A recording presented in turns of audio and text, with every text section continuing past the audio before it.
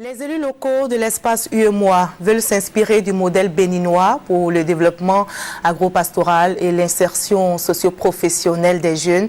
Alors pour reproduire l'exemple béninois dans leurs localités respectives, les élus locaux ont profité de la tenue de la 4e Assemblée générale du Conseil des collectivités territoriales au Bénin pour visiter le centre Songhai. Le reportage sur place de Mamadou Kwasi.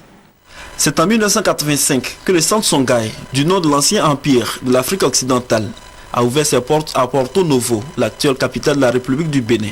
28 ans après, les activités ont été diversifiées, faisant de ce centre une référence en Afrique, avec des distinctions au plan mondial.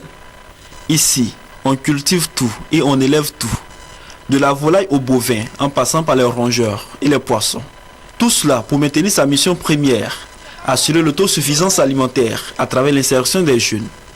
Aujourd'hui, le centre Songhai, en plus de l'agro-pastoral, fait de l'agro-industrie avec la fabrication du biogaz. C'est cette école d'avenir qui a attiré l'attention de la délégation des élus locaux de l'espace UEMOA. Nous avons voulu venir voir ce qui se passe pour essayer de dupliquer ce centre dans nos territoires.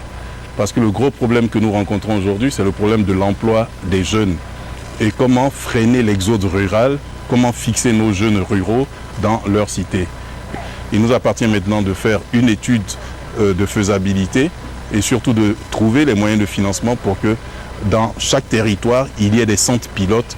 Avec les nombreuses opportunités qu'offre le centre Songhai, les maires, présidents des cercles et présidents des conseils régionaux de l'espace UEMOA ont pris l'engagement de se donner les moyens afin de réaliser de tels projets dans leur circonscription administrative. De la gestion des ordures, le plastique est un casse-tête.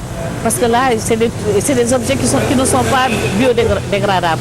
C'est très difficile, donc, cette question.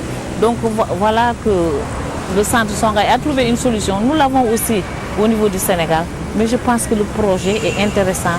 On va l'intégrer. Ce qui est intéressant, c'est que c'est bien le projet pour les jeunes et pour les femmes. Toute cette partie qui part du naturel d'abord, de la production naturelle, qui passe par l'agro-industrie et qui se termine pratiquement par la commercialisation.